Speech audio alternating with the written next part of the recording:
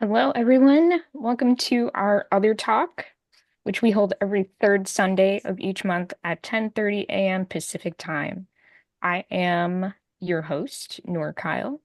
And I am her faithful sidekick, Mushtaq Ali. hmm And thank you for joining us, whether you're here live or watching on the replay. Welcome to the Nine-Sided Circle. We do weekly talks usually, and those are held at 6:30 p.m. Pacific time. And you can join us at one or both, depending on what is convenient for you. We do this once monthly other talk to accommodate all the folks who might like to come who aren't able to show up at our usual Pacific time evening session. So, welcome to all of you. So, I guess we have to do our YouTube spiel, which means I invite you, if you would be so kind, to support us in these ways, to subscribe to our channel, of course, leave a comment, join the dialogue, ask questions, maybe offer some answers to other people's questions, and like our videos.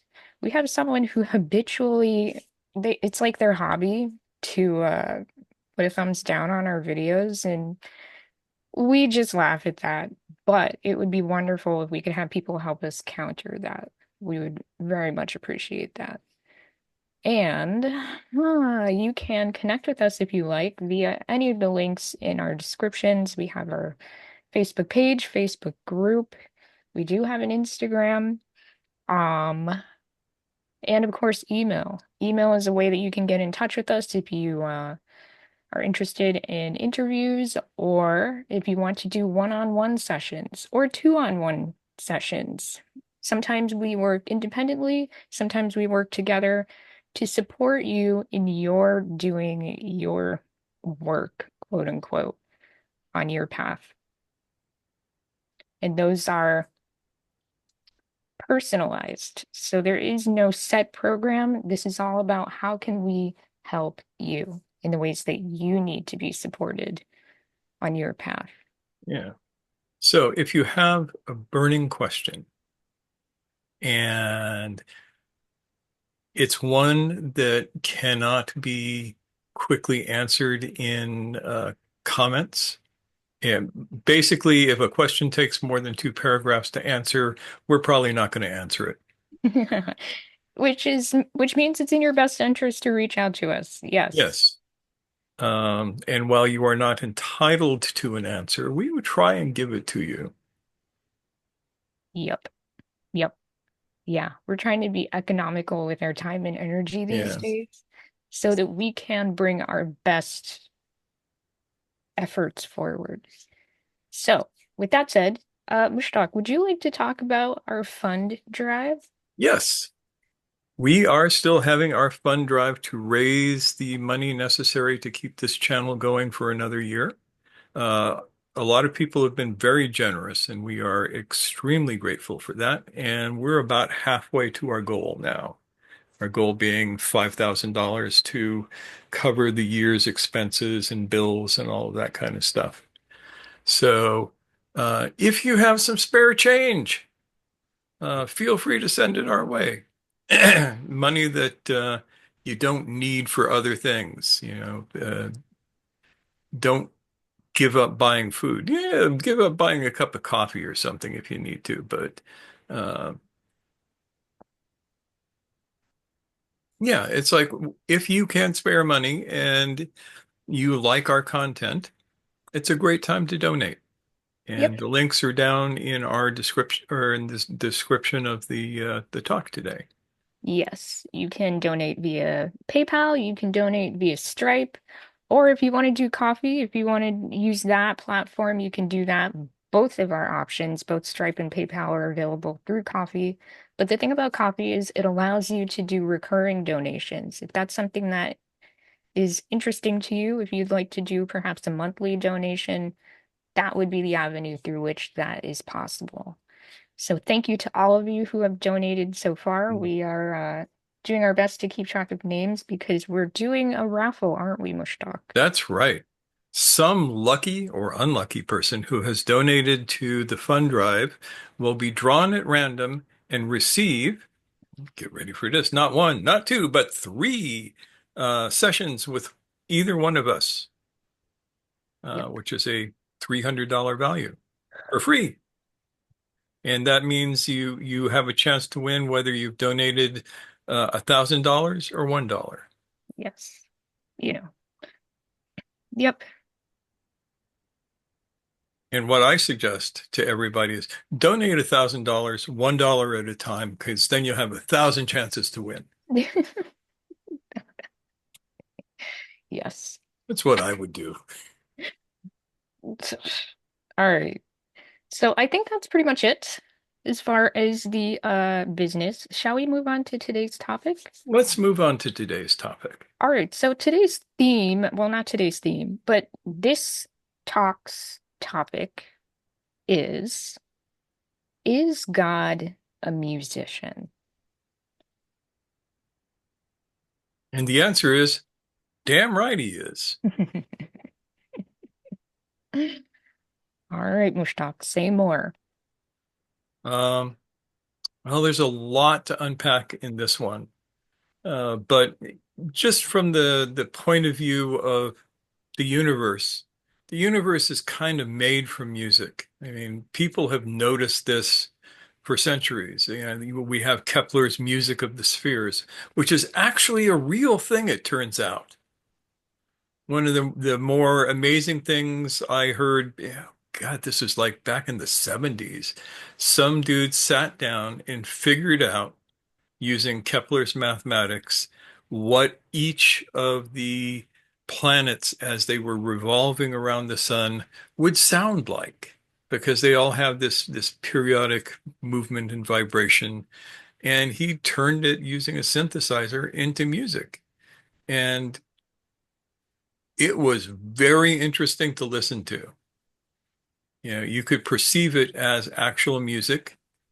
Um, And that's just one example. Pythagoras, made his name figuring out the harmonics of any note and how they were mathematically stable and rational of all things. Rational. Yeah, in the true sense of the word, rational means it has a whole ratio. Irrational means that it doesn't resolve into a whole number. So all of that it makes you go, hmm. And the latest bit of neuroscience that we have says that the part of the brain that understands music evolved before the part of the brain that understands language. And that's pretty weird. And you can go, yeah, well, birds sing, but birds don't make music. First of all, a bird usually will be completely quiet if there are no other birds around. And they will always sing the species song, nothing else. They don't riff on their species song, except for maybe the lyrebird, but that's a Yeah. special case. And even then, they're more like absorbing rather than creating, Yes. absorbing and then reiterating.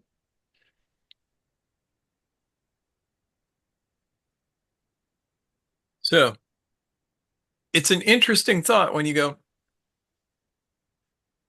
we absorb music before we absorb language, which kind of implies that music was the first language.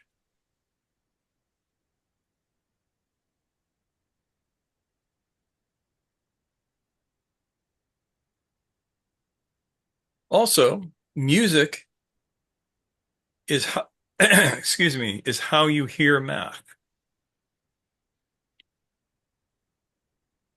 Think about that for a second. Music is how you hear math.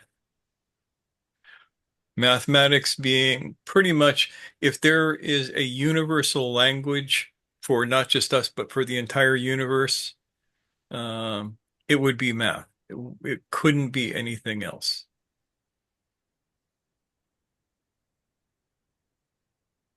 Why would that be? Ian, you got to know the answer to this one. Or an answer. I was just wondering whether I totally agreed with that. I mean, I certainly agree with it at the level of physics. When it comes to human emotions, I don't think there's necessarily any mathematical structure there. Yeah, but human emotions are not music. No, but music generally Music will have an creates effect on emotion. us, but I'm talking about, first of all, math as a universal language, not music as a universal language. You caught that part, right? Yeah, and that's where I was saying I believe that's true at the level of physics, but not necessarily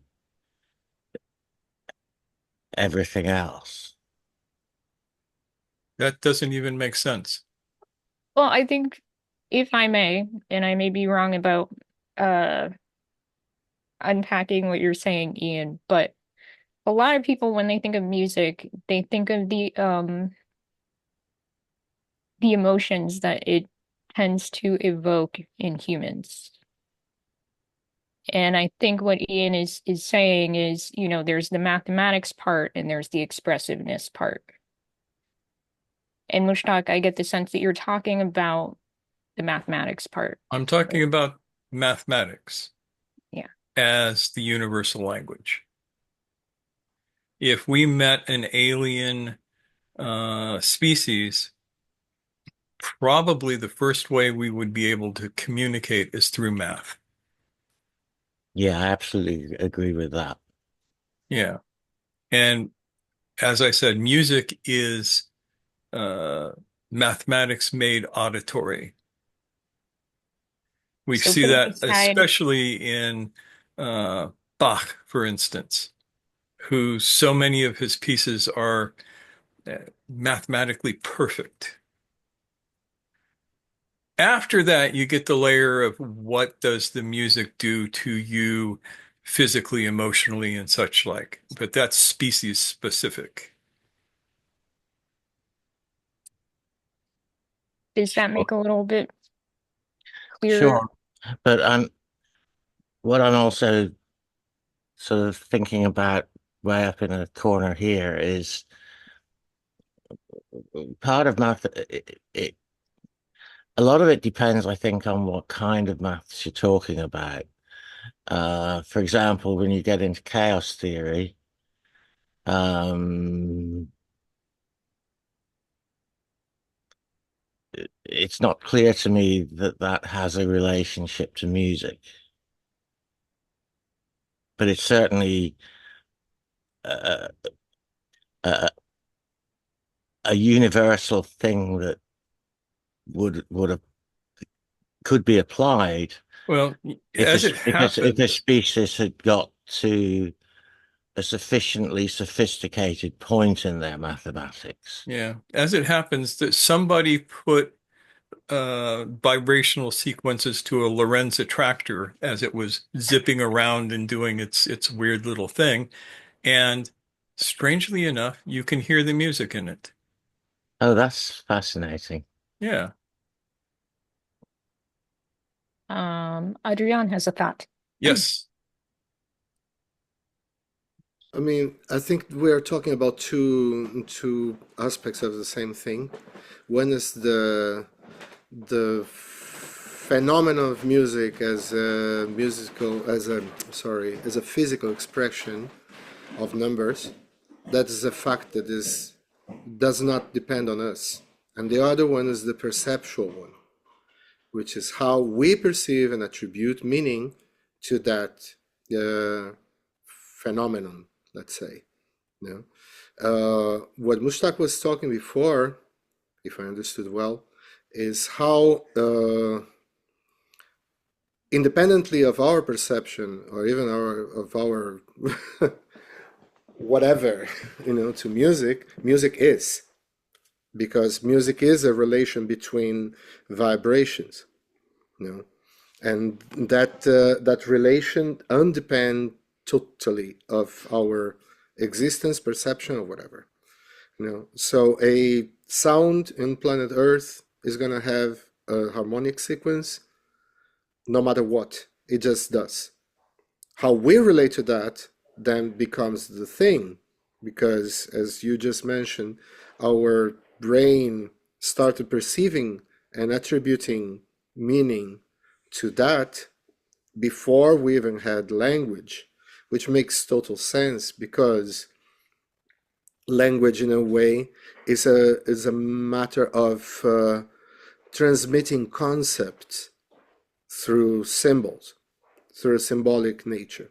And music is a much more direct relationship, because it's related to how we vibrate, how we resonate, how we are more in consonance or dissonance to a determined situation or state.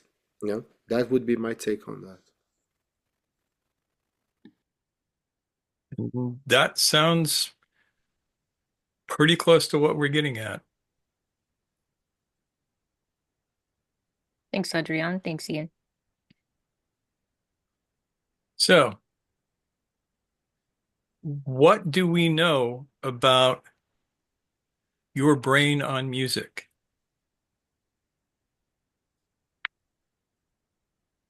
Music, like smell, interestingly enough, can really affect memory. For people of a certain generation, my generation, if I hear Janis Joplin leading into Piece of My Heart, it will powerfully evoke memory from me.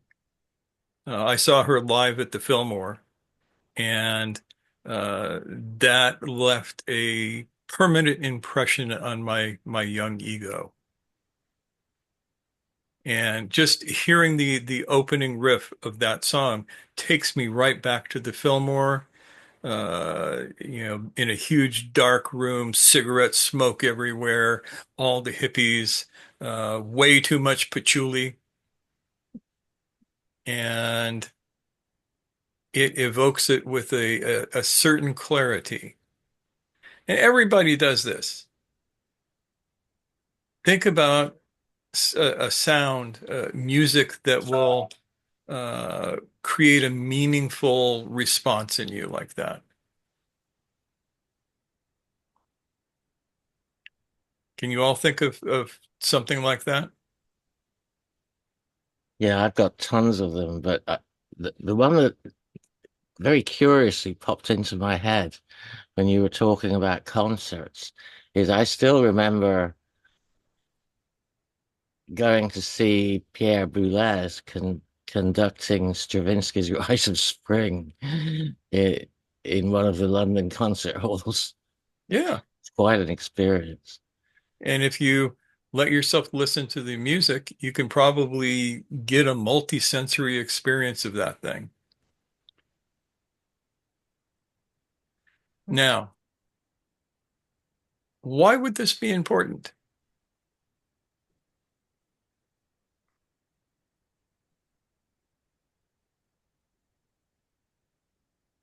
Well, we have had written language for what, 6,000 years maybe? Maybe a little longer, maybe a little less. Before that, anything we needed to remember, we had to keep in our heads. And we had to transmit it. So, how did we do that?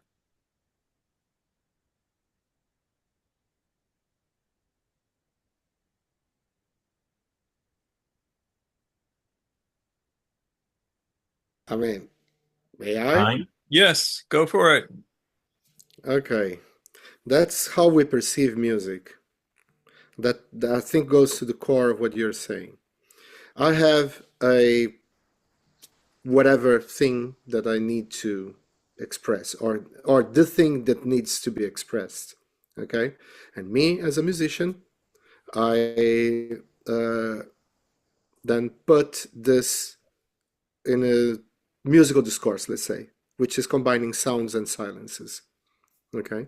And I make a vibration, produce vibrations with my voice, with my body, or with a musical instrument of whatever sort. And that creates a discourse. That discourse arrives to your or anyone else's ear. And that ear has little hairs inside the cochlea. It's gonna vibrate. That vibration is transmitted to your brain through electric impulses. In your brain, there's a change of chemistry, and then you reconstruct that impression, that very same idea that I had in my head, in your head. So in a way, everybody that's listening to music that I produce or someone else produces is a co-creator of that music. Okay? So what we're saying is that we're transmitting not necessarily emotions, but let's say an inner landscape. And that inner landscape is going to be then reproduced in someone else's brain or experience, right? So that in itself is already like ultra magic. Because if I say, think about a song, let's say a song that everybody knows, like Happy Birthday. Everybody knows Happy Birthday. You don't have to sing it, but it's now sounding in each one of you, of your heads, right? So I just triggered that with the common experience that we have, but that does not, it's not the experience itself. What is the experience itself is we all thinking of that song at the same time, without having a sound manifested to it. So that comes to then what you were saying before, which was how do you formulate your question? Please, Mushtaq. Damn, I don't even remember. I got so caught up in your explanation. So if we have, let's see if I can go back to that. The point being, the musical experience is pure perception. We then attribute meaning to it according to a myriad of different influences, such as culture, taste, or emotional state, or whatever. It definitely can change your emotional state, as Ian was saying, but that is also cultural, because a minor chord, it became a convention for a gloomy or sad thing, but it's not necessarily so. So there's then different things that can come to my mind, which is the whole development of the makam, or the mugam, or the raga system, or the modal system in Western music that then got compressed into major and minor, and yet the other modes are still there as variations. And how then we developed like atonalism in order to correct that. Because the moment we listen to something, our ear is establishing a whole hierarchy of sounds. When we listen to one note, just one note, that note contains all the information as how this note is going to behave in comparison to every other note. Meaning, if I have a note such as, like this is an A, okay? This is the same A. They are sounding, they're unison, right? But then I can hear.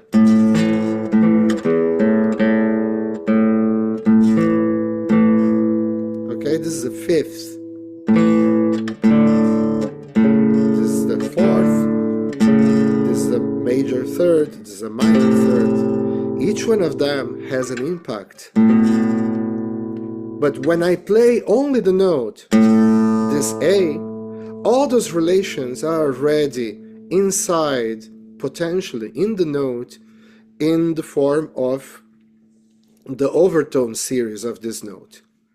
Okay, so that meaning that this note is going to have already in itself a verticality of relations of consonance and dissonance, or let's put consonance or less consonance, or dissonance and or less dissonance in itself. So when we think about that, all the other note combinations are just a expression, like a vocabulary of possibilities, of mathematical possibilities that are real time being calculated by our ears. We have that ability, and we have also the ability to try to contextualize that sound. We do that naturally. That's part of our apparatus here, right? We try to contextualize that. What atonal music, for example, does that is so surprising and actually creates addiction, okay, once you transcend a certain, threshold of resistance, is that the moment you're dealing with not so obvious or less relatable sounds or sound combinations, you are actually kicking the kicking the pole that sustains the tent all the time.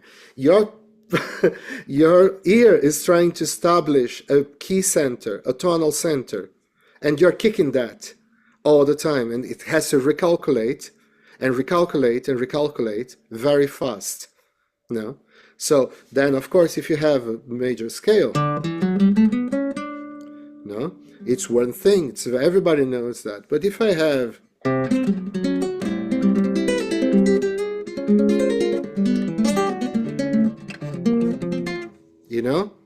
which is I'm changing key centers very fast, and your ears are saying, what? But that, again, also creates a very unique flavor and effect that I find super rich, right? There are many ways to organize those sounds.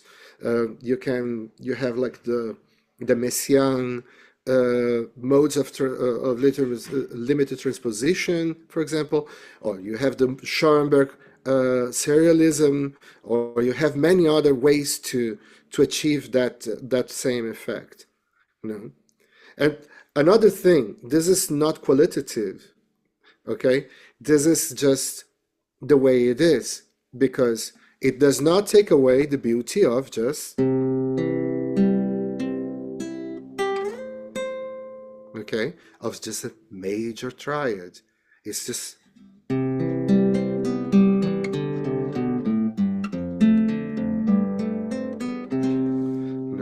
ultra-tonal, very predictable, and yet beautiful.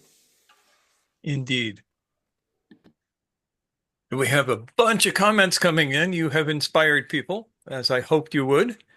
All right, so let's Yeah. check in the chat. Before we check in, let me just connect my last thought to this because it came back to me. Okay, good. Good. For 20,000 years or more, we had no writing. And yet we had to transmit information from one generation to the next. If we didn't transmit that information, our group would be less capable of survival. It's lost. Yeah. That information is lost. So how do we do that?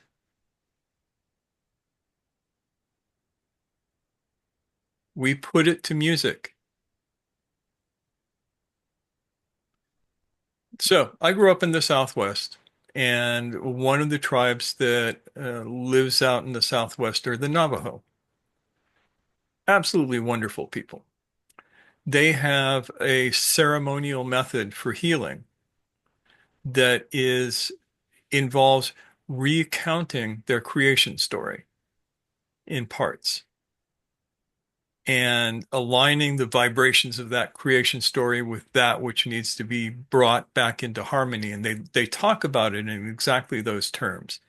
Hajo is the word that they use, which means balance, harmony, beauty, uh, all of the stuff that a perfectly played chord would give you. And so for several days and or nights, they will sing the creation story to the sick person or the part of the creation story that is relevant. And at the end, they're better.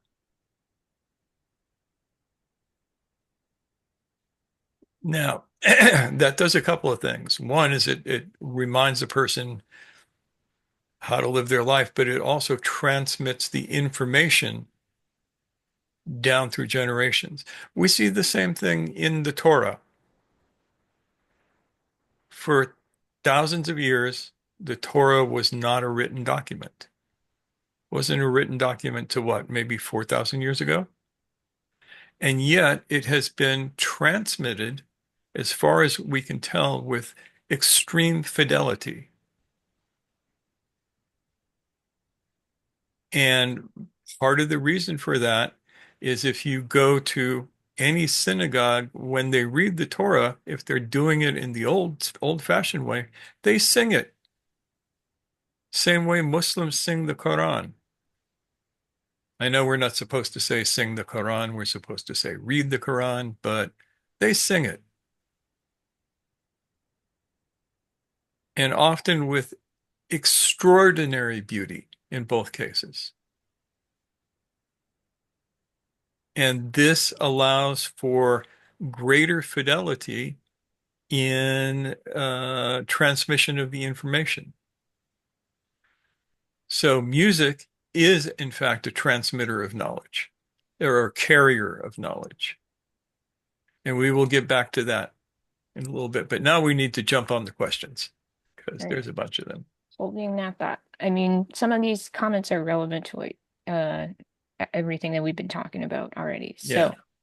So, RM says music can help in learning at level 5 or 6 from Bloom's taxonomy. Have to take your word for that. Yeah, I'm not familiar with that system, but I will definitely go read about it afterwards.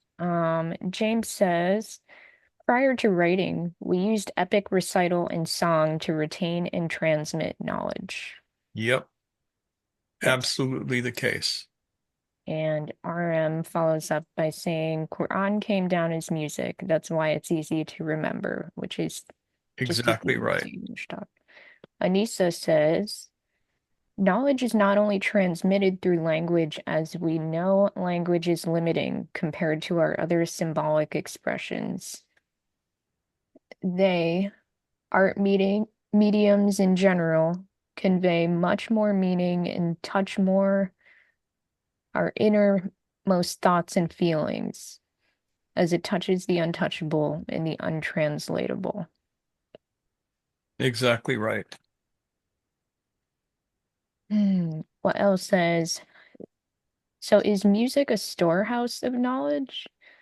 And James replies to him, not only a storehouse of knowledge, but also a means of conveyance that has a deep personal impact. Yeah. Good job, guys. Everybody. Yeah. And if you think about it, Pythagoras used the overtone series to create a lot of his mathematics. He derived his mathematics from looking at natural overtones on a monochord.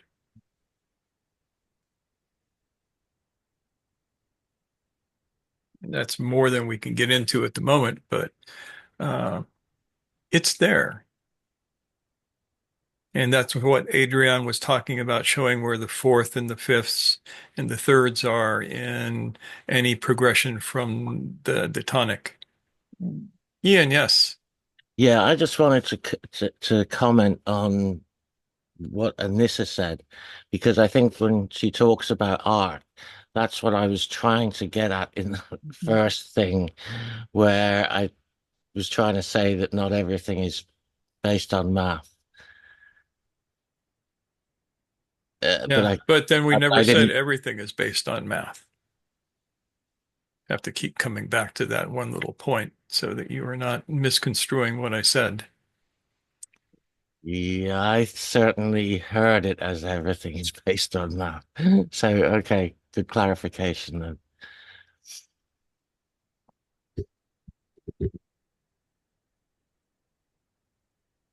So anyway,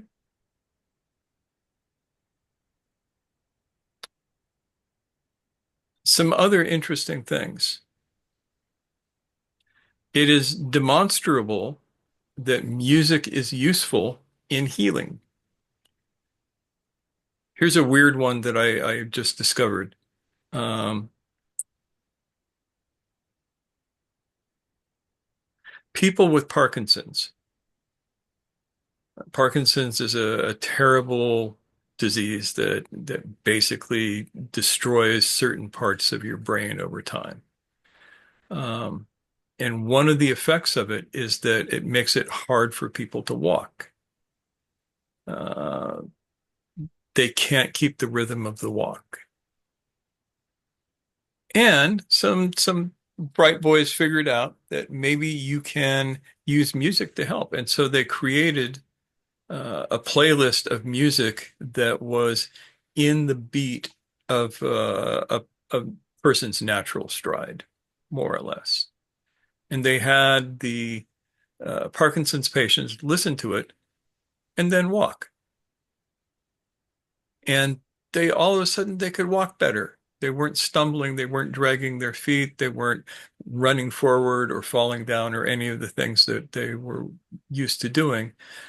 The listening to the music somehow entrained in their brains where to put their steps.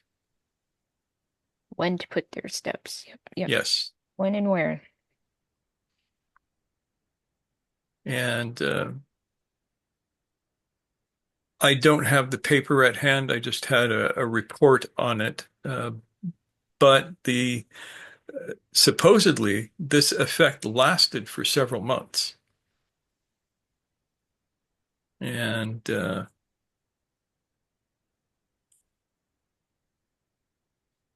if I can find a good report on this, I will post it up on the forum.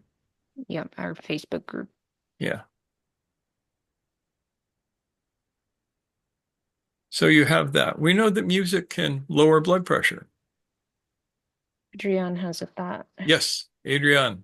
Yeah, just to remind us the shifane of the very widespread in Turkey culture of curing with music. That's Yes. one of the, you know, they had hospitals where they were playing specific pieces of music for specific afflictions, and also you mentioning also the oral part of music too, as in form of songs and tales and sagas and poetry of many. Let's include poetry in the Oh mix yeah, with we have music to. too, right? Yeah, poetry is just words that haven't been put to music yet. And poetry affects the brain differently than prose does. So in the transmission of information, uh, I'll take Quran because I know it better than anything else.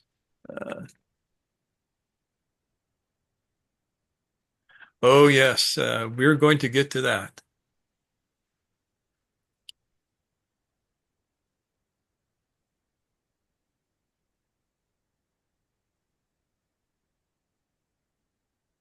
Quran is one big poem,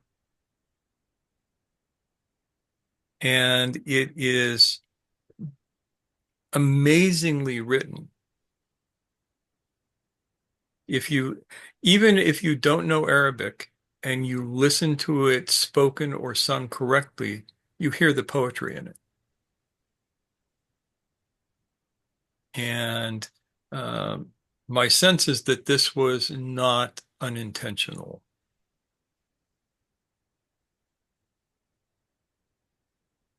Because at the time, Arabs had a pretty uh, oral tradition, and poetry was very, very well respected.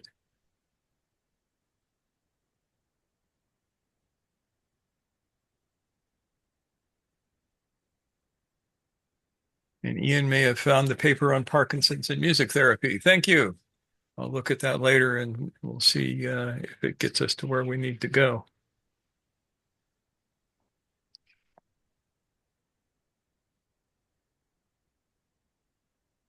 So, Wael gave us the perfect segue into the next part of this talk. Uh,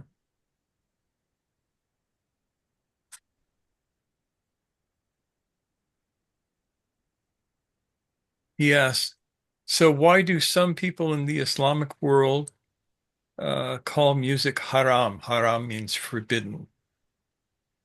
Yeah, you will literally hear some of these people say, God hates music. Mm. To Music which is my of question is shaitan. always, if that's the case, why did he create the universe with it?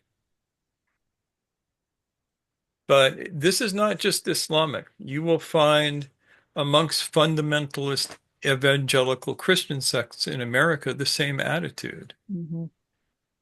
that music is sinful.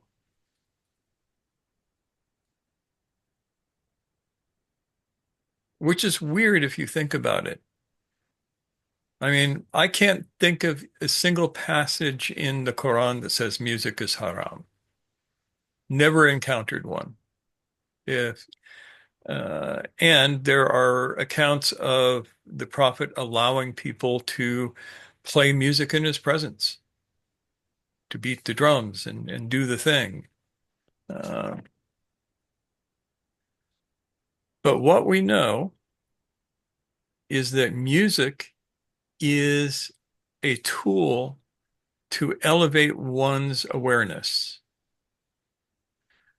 My suspicion for the grumpy people who think that we should not ever hear music because it'll piss God off is that it actually is the opposite. If you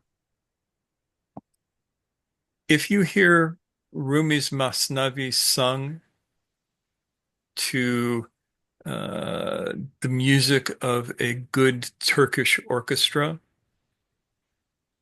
it will elevate your consciousness. And if that happens, then the grumpy people seem a little stupid on very, very many levels.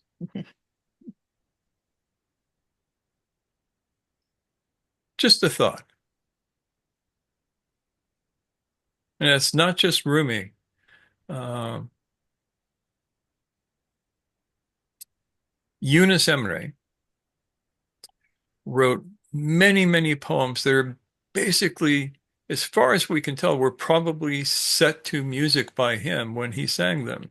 I mean, my image of Yunus is sitting with his saws with a group of people around him, singing his poetry to them.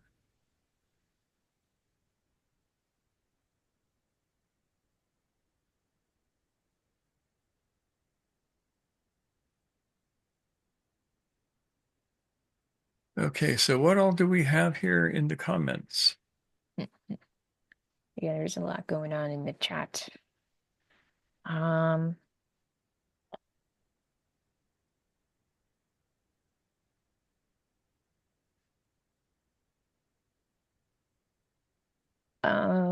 James says, if you're grumpy and bitter, you don't want anything further stirring up your emotional state.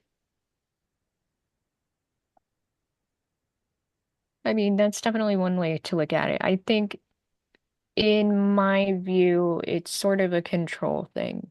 It's a control thing to outlaw music. Yeah. And Adrian makes an important point is that you can use music for negative purposes. Yes. You find that in fascist, Yeah, I mean, there's ways to use it as a tool for propaganda for yeah. all of the, you take all of the things that music makes possible and you twist them for your own ends. Yeah. Yeah, or plain banalization. Yes. So Adrian says, on the other hand, there's also the usage of music for serious alienation as well as means of domination or plain banalization. Yeah, like the dumbing down of culture as a way of manipulating the people. And even torture, as in Yeah, Guantanamo. Reggaeton, Guantanamo. man, reggaeton.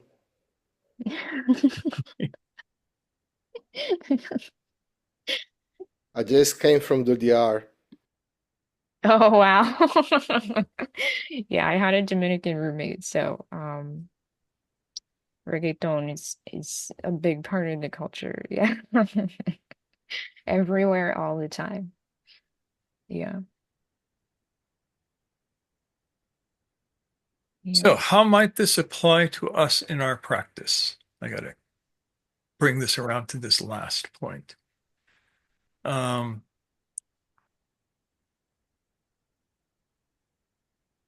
so in the group vocal zikrs that Sufis do, uh, it's musical in nature.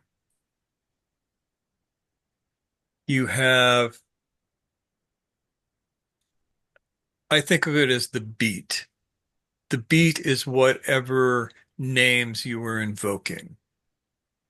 So if you're going la ilaha illallah, la ilaha illallah,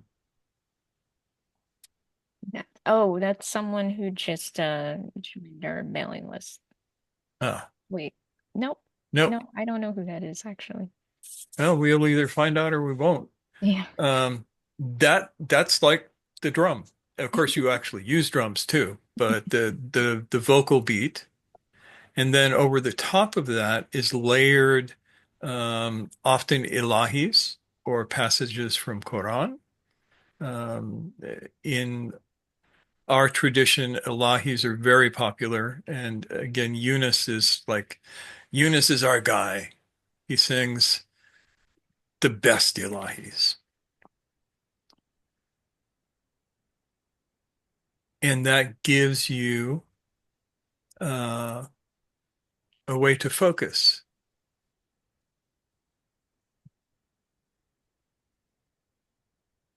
Oh, yeah, that guy just joined our This mailing person, list. whoever they Yeah, may be, welcome. yeah. So, in the moment of it, it can produce strong emotional responses. It can put you into trance, and it can bring you out of trance. And once you have it, once you have encoded it in yourself, you can play it back as a form of zikr.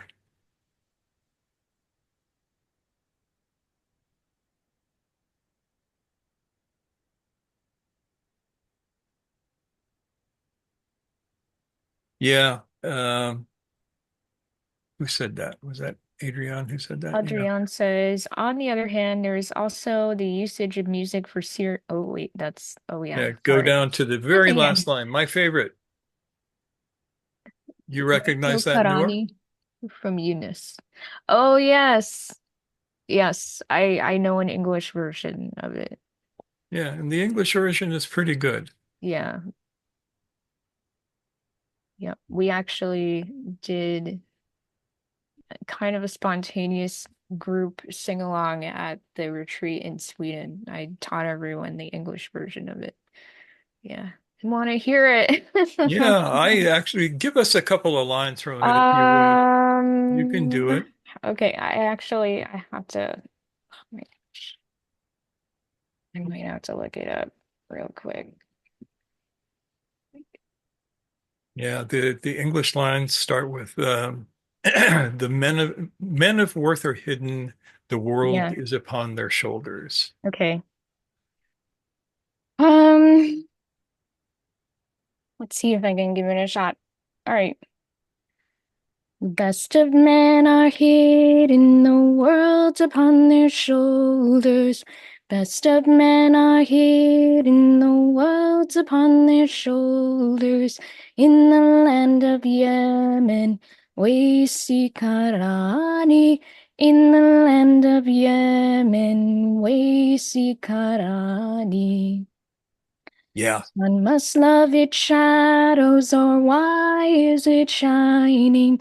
Sun must love its shadows, or why is it shining?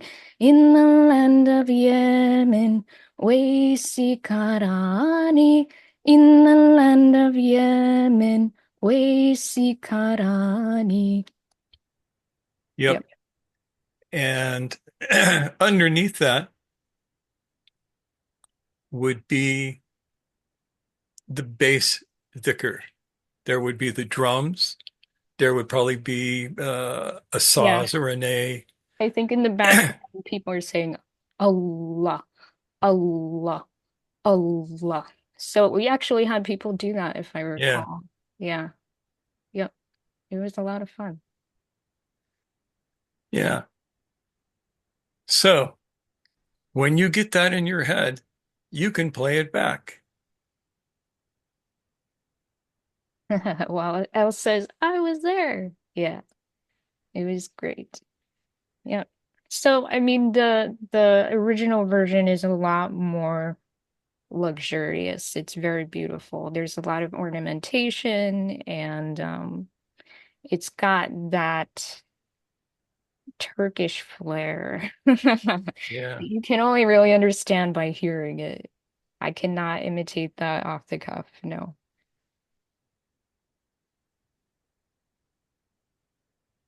yeah. And as Yusuf points out, it's also heavy breath work. Yeah.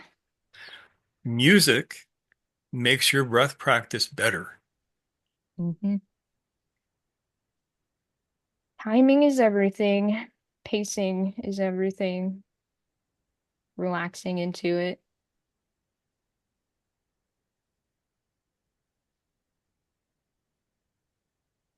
There's a lot of intention in any kind of performance like that, but especially in some kind of ritual performance. Yeah, I remember back in God, I think it was all the way back in the 70s, late 70s, the Jarahi order out of Turkey put out an album of their zikr, and it became a number one hit uh, in certain areas because you could just listen to it and absorb the uh, the feel of the remembrance, even if you didn't know the words. And that's a weird thing. Have you ever noticed that you can listen to music with lyrics in a language you don't know and it still sounds good? Oh yeah. Yeah. So, what can you do with this? You yourself in your life, what can you do with this?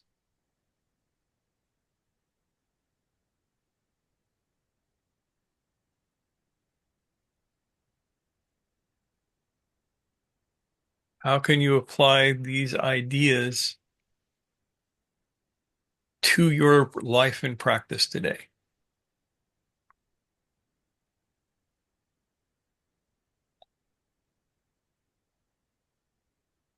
Yes, have it as a tool to aid you in your practice.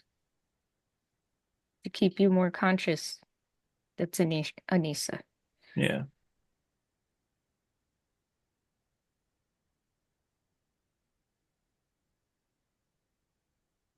So, what would that look like?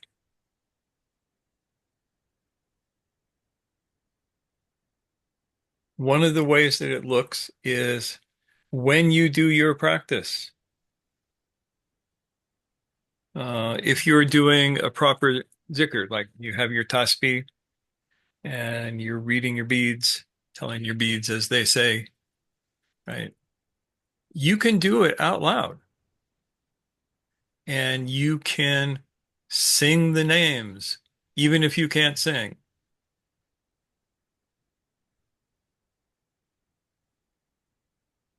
And once you do that a few times, you can do it inwardly without making a sound and still have that same musical vibration. So I'm sitting here with my beads and I'm going, oh, oh, oh, oh, oh. So I'm practicing breath, practicing the sound. And once I get that, I can do that breath without making a sound.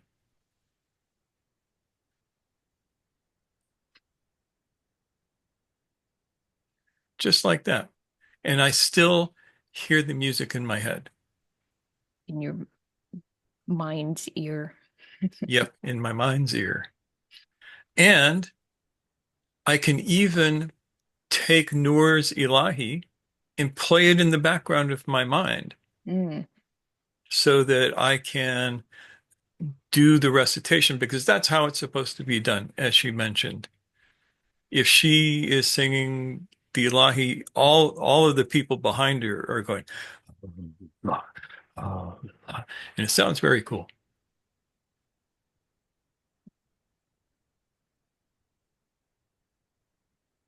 And there are many like that. Yeah, hundreds. Yeah.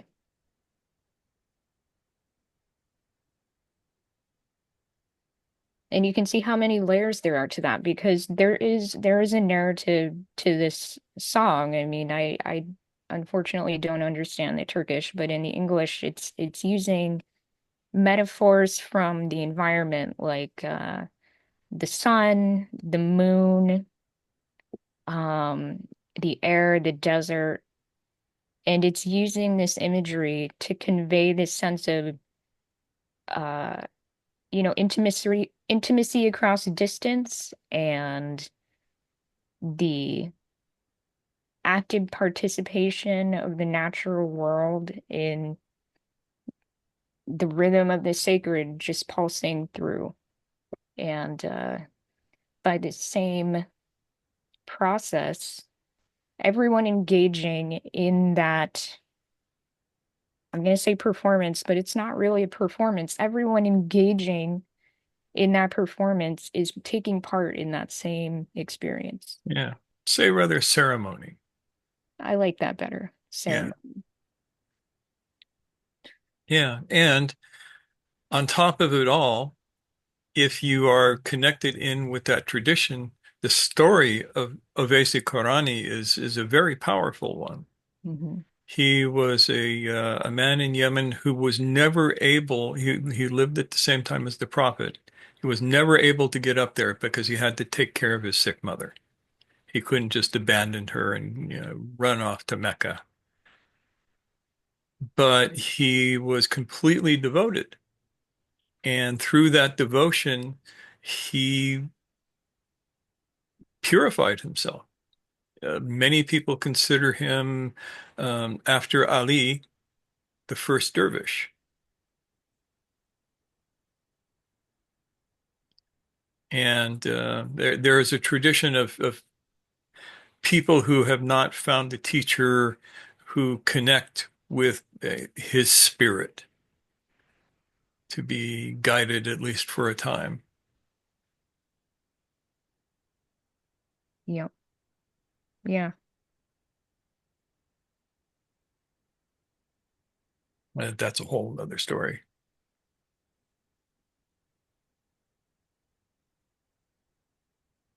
But, getting back to our point of when we do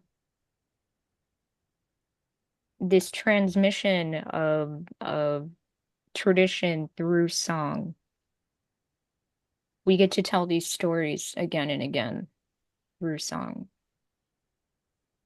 And so they stay with us and remain part of our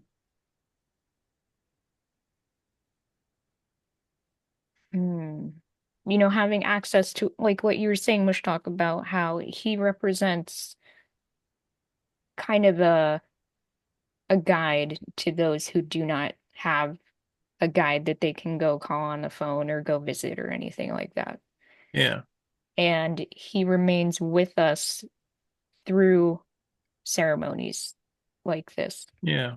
And these ilahis and the sacred texts contain instructions that you can embody. It's so when I was a kid, every place around me had a story. And the stories were told in often in song. But you learn it's like that rock over there, this happened there. Um, you learn a song to tell you how to find water. You learn a song to um, it's like we learn our ABCs in America. We learn it as a song first. God help me, I can still hear that song in my head to this very day. Learned it when I was 6 years old and have regretted it ever since.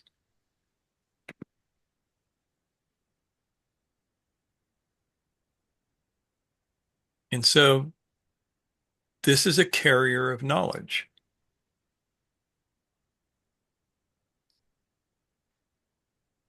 So, Noor, what can we do with all of this now? I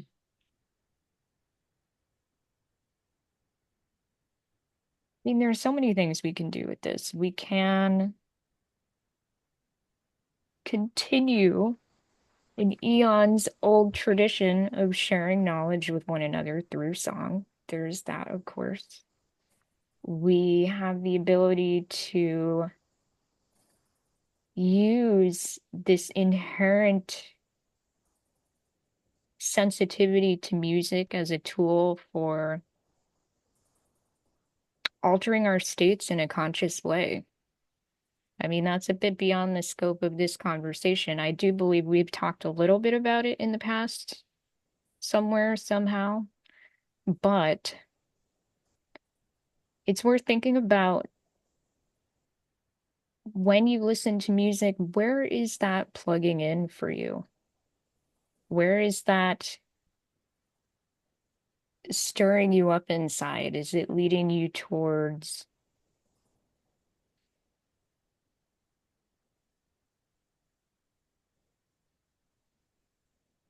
a greater sense of vibrancy? Or is it leading you towards kind of a dullness, a lack of energy, a sense of banalness, as Adrienne was talking about? If you can begin to observe how music affects you, then you can have a more conscious relationship with it. So, those are a couple of things I would start to think about. Yeah. And it creates community, something that we have lost. Yeah, yeah. So everybody knows I love flamenco. I think it's one of the great expressions of music that humanity has come up with. And what made me love it is not the incredibly intricate guitar or the passionate singing, but the fact that in its proper milieu, it is a community event. And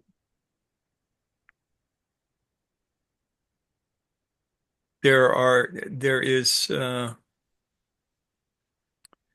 you go to a flamenco party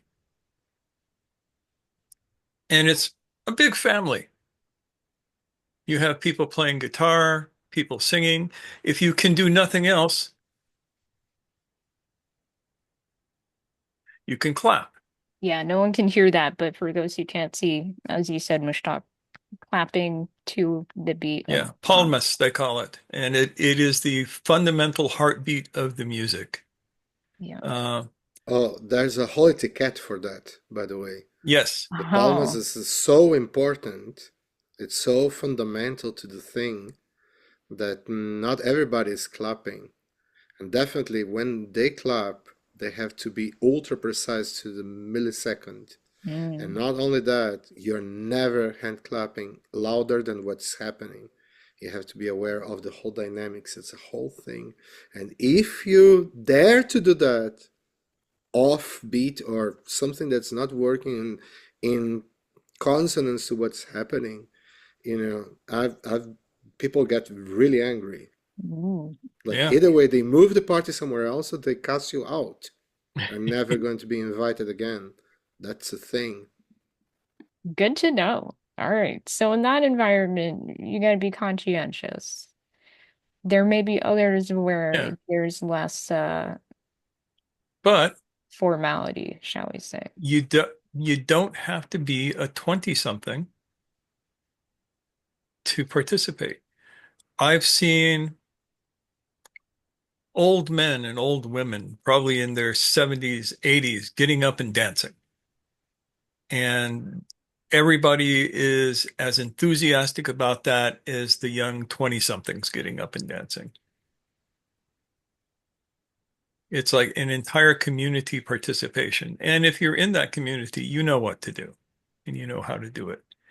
And the songs, if you listen to the cantes, the songs that go with it, they remind me of some of the best Eastern poetry, only brought to the West. The attitude to it, I mean, there are many things because flamenco, well, sorry, I'm just intervening. Flamenco is pretty much what I've been doing my whole Yeah, life. So, I'm sort of uh, acting as a foil for you to talk about this stuff. no, thank you. Flamenco is the true heritage of Sama in Spain that survived after uh, all the centuries of ethnic cleansing and barbaric, erasing of a culture that took place in Spain ever since the Reconquista. Flamenco is the thing that survived, and survived by the hand of locusts, of gypsies, low-caste people, the lowest extract of society, for the people that are dictating that kind of comparison rules. No, and because of that, it got isolated and preserved, almost untouched until very recently, where flamenco started to become a thing. It started, the first big opening was in the mid 19th century, and then got into crescendo. There's a big controversy now to decide if there was ever a crypto flamenco, they say. I do believe that there was such a thing, because of a flamenco that was hidden from the public eye, that was only performed in the inner circles of people and families that were cultivating that thing. I do believe so, Yeah, because I've I seen agree that with you in on that. operation. I think there has to be I Yeah, missed the word. There's a what? crypto. crypto flamenco. Crypto flamenco. Got it. Yeah. Yeah, yeah. Some others said that it's just a phenomenon to attract tourists in the 19th century. That I totally disagree. But there Mm. are tendencies. The people, have opinions like an ass. Everybody got one. You know. And yeah, and what Mushtaq was pointing out is so important, because flamenco is all about community, about sharing, and about family, and the poetry many times work as a haiku. Yeah. You have like a whole novel in 3 lines, in 3 verses, that can, for example, bulería, that is, a un anciano le pegué porque me apartó en la calle, al año cuando me enteré que ese hombre era mi padre, lágrimas de sangre lloré, which means, I beat up an old man on the street because he pushed me. And a year later, when I learned that this man was my father, I then wept tears of blood. Okay, so Yeah, and that's It's like that a Zen caliber. koan in some ways.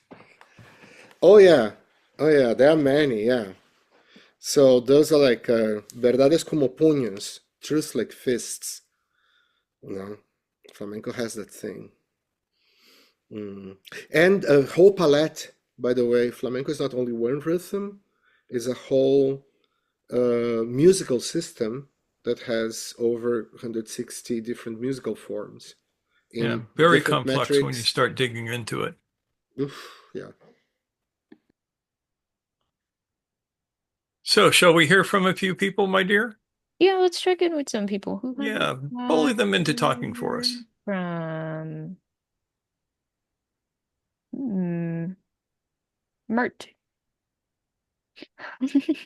Am I saying that right? How do we Yes, yes, pronounce your name? Mert. Okay, Mert, great. Mert. Mert. I don't have anything to add, actually. Nothing to add. All right. All right. No problem. Thank you. Yusuf, how about you? What's on your mind? Yeah, same as Mert. I enjoyed it so much and I have nothing to add.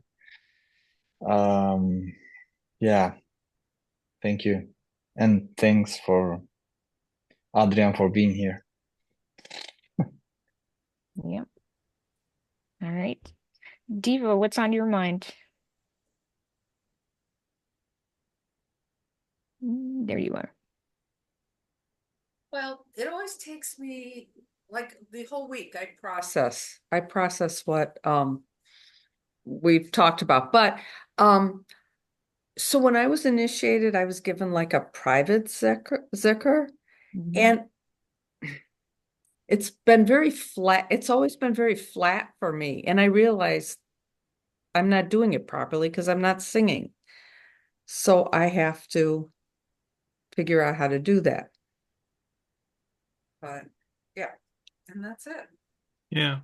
Very cool, though. Very cool observation in yourself. Like, how do you Mhm. bring this to life for yourself in Right. practice? That's exactly how I feel, like it's not brought to life. Mm, Thank you. thank you. Hmm. James, do you have anything you want to share on camera? Uh, kind of challenging for me in the best possible way. I find that I've been going through a phase where there's a lot of very strong emotion just below the surface. And now, what's the name of the famous Qawwali singer, Nusrat Ali? Fatah Ali Khan. Thank Yeah. you. His stuff makes me feel like my chest is aching and breaking open in a Mm, way that can be quite overwhelming. Um, so for a start, his stuff and other things as well. Um, yeah, evoke immense sadness as well as exaltation. So that's challenging because I don't like to have those feelings and I want to bury them. Uh, the other thing is I can't sing for shit. Um, I've never tried to learn how, even though I'm surrounded by musicians. And I'm actually starting to wonder about it. I was going to at the start of this year, but events intervened as they do.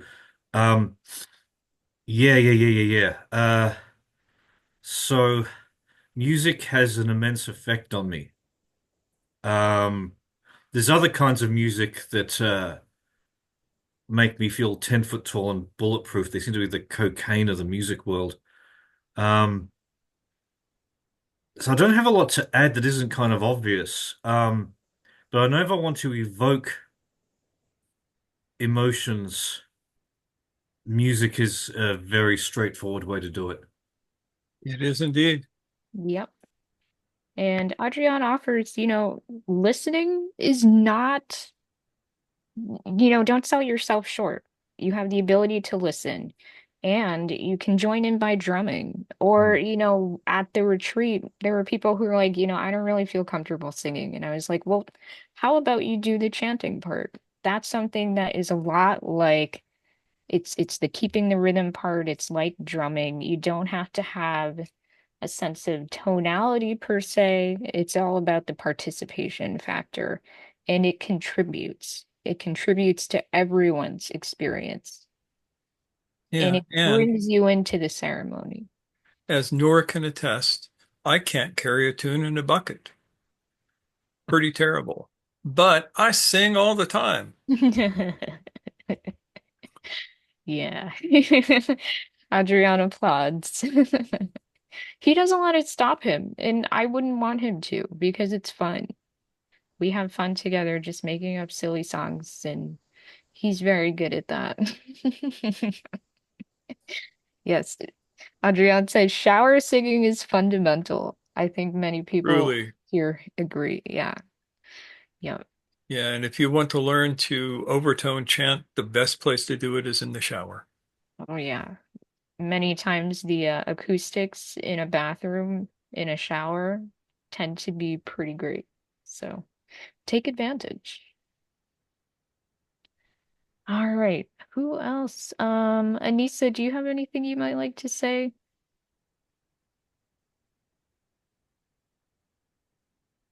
Um, Not really, but I'm really grateful for this conversation. I feel like it's really gonna help me um incorporate music and see how I incorporate music into my practice. One thing I'm not sure who touched on this point, but um it I feel like it's really important to be conscious of what you listen to and what music that you listen to, like what it conveys or what it makes you feel. Um, so I'm gonna be more conscious of that.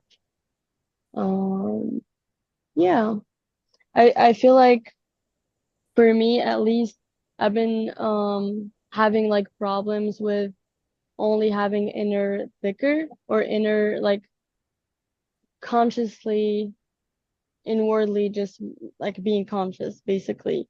So um if I practice with sound, then that's gonna be stuck with me like forever. So yeah, I'm thinking of trying to do that more. Excellent. Yep. Yeah. Yeah. And here's an interesting thought. Another weird little study. If a person is depressed and you play happy music for them, they will tend to get more depressed. Yeah. And the reason for that is typically a sense of feeling alone, feeling Yeah. Alienation. misunderstood. Yeah. Yeah. Alienation. But if you play a sad song, it actually elevates their mood. It makes them feel seen, understood. So you Anissa, have to you have to speak their language with music and yeah. meet them at like where they are in life, basically. Yeah. Adrian, thank you so much for making it. Khoda Hafez. And inshallah, we will see you in Spain. Yeah. Now it'll be Yeah, coming and going very, but see you in the next time. Okay. Salam. Salam. yeah, and thanks for that Well, absolutely wonderful little tutorial of going from harmonics to atonal. It's absolutely brilliant. yeah. Adrian has a lot to say on this subject, and he is going to say it for us, which is very, very cool. Yeah. Take care. Safe travels. Ah, yeah. So I think that it is perfectly valid to use music to get in touch with your feelings, using sad songs in order to really uh grasp whatever it is you're going through. And I know from personal experience that there comes a point where having made that conscious, I can consciously transition myself out of it in a way that is in alignment with my honest emotional experience. I don't want to dwell there, but can I gently pull myself out of it through song? And not just go crash into, I'm going to listen to a happy song even though I'm sad and angry right now. Like that, then I'm not really hearing myself if I do that. Not listening to myself. Your mileage may vary, but it's definitely worth some experimentation. All right, so I think lastly, I'd like to call on Wael. What about you? It's been a very interesting one for me because I am not musically inclined or musically minded at all. But I fully recognize how music is everywhere, particularly in the Islamic world, which is my background. So it's in the Quran, it's um, in the call to prayer. It's in our folk songs as Arabic tribes. Clapping was mentioning before, and we have very, very specific songs that are sung and performed by people who go to sea, and it is a very, very impressive clapping festival, really.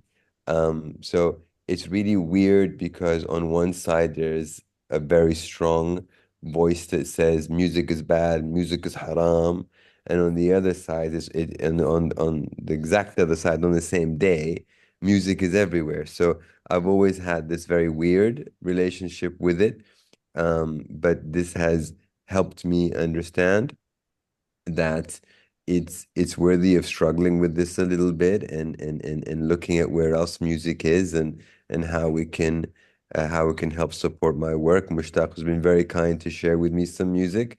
I found that the music of the Gurdjieff Ensemble, if I'm pronouncing that even correctly, is really, really good. It just puts me in, I don't know how, but it just puts me in such a good mood and all of a sudden I can see things, hear things, feel things a lot better. And again, I don't know anything about music.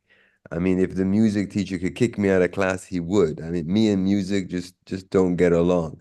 But at the same time, I really see how it can be healing, and I really see how it can help us work. So I'm really curious to know flamenco. I loved what he said about flamenco being the sama that made it through, and I'm guessing he's talking about the No, Turkish in Spain. in Spain. Yeah. In- Spain, remember, was once a Muslim country yes, until the Northerners moved in and reconquered it, as they say. Yeah. But, for a very long time, it was the culture of Al-Andalus. Northern Africa and Spain were completely connected. And so you had all of that musical tradition. Of course, some of the great Sufis in history came from Spain, like Ibn Arabi. yeah, Uh, and the traditions of the of Islamic Spain to survive kind of went underground and hid amongst the poor and the wretched. Yeah. And Yeah. was nobody more poor and wretched than the gypsies back then. Mm. So when we think of Sema today, yeah, we think of whirling dervishes in Turkey and Istanbul and all. But, there are many forms of this kind of ceremonial expression Yeah. that, The word sama basically means to listen. yeah. Hmm. And um, it is a wonderful thing to listen to beautiful music that exalts your spirit and brings you um, up into a higher state of being. And there are places where, I mean, you don't find it much in some places. You find it in North Africa and you find it in Turkey more than any place else. It used to be in Iran too, but I don't know how it has survived the Islamic Revolution. But you used to get amazing sama in Iran, but you still get amazing sama in Turkey, and you still get amazing sama in Morocco and Egypt, and I don't know about Libya and Algeria, but probably still in Tunisia, uh, and other wild musical traditions out of there. Yep. Yeah. For those who want to explore that, look up a guy named Adir. Do you have a thought, Anissa? Not really, but what do you mean by sama? As in like Sufi Yeah, in the sama? sense of um, you find it amongst Sufis a lot, the idea Okay. of listening to poetry and music for spiritual practice, but also just community. Yeah. Is it spelled Adir, Adir? Yeah, Okay. yeah, he's So, a generation or so before you, but okay. he is from a small group of people who lived in the mountains, I think in Algeria, but they had a very interesting musical tradition. I'll see if I can find some of his work and throw it up on the forum, just because Yeah, it's Yeah, great. that Yeah, would be amazing. Thank you. we've got a few things to put on the forum. We have yes, we do. the Parkinson's study. Yeah, Ian may have found it for us. We'll check on that. I'm gonna put the Uvaisi Qurani song, and you can put up a deer. And yeah, if you guys want to find those, you can join the forum. yeah. All right. Um, yes, and thank you to RM and to Rat for joining us as well. And it's been great to have you all. Ian asks, Avi Adir? Um, Probably. Yeah, we'll double check on that. All right, everyone. Yeah, it seems as though that was, That's what comes up.